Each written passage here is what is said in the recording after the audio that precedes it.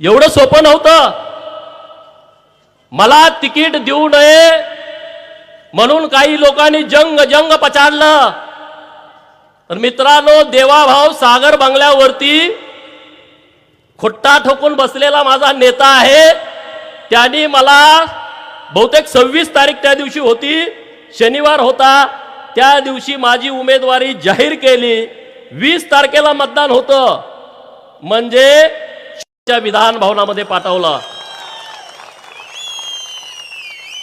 जतकरांना माझा शब्द आहे की ज्या भावनेनं तुम्ही मला आमदार केलाय, तुम्ही माझा सन्मान केलाय, मी आता माझ्या आयुष्यामध्ये जतच्या मातीचा दिवसेंदिवस सन्मान वाढेल असंच काम करेन.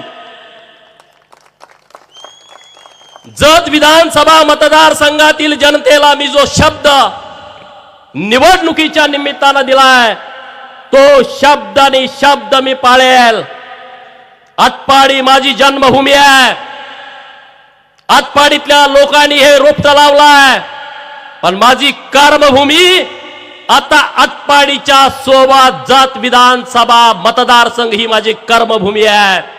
आणि तिथल्या लोकांचे प्रश्न सोडवणे ही माझी प्राथमिकता आहे.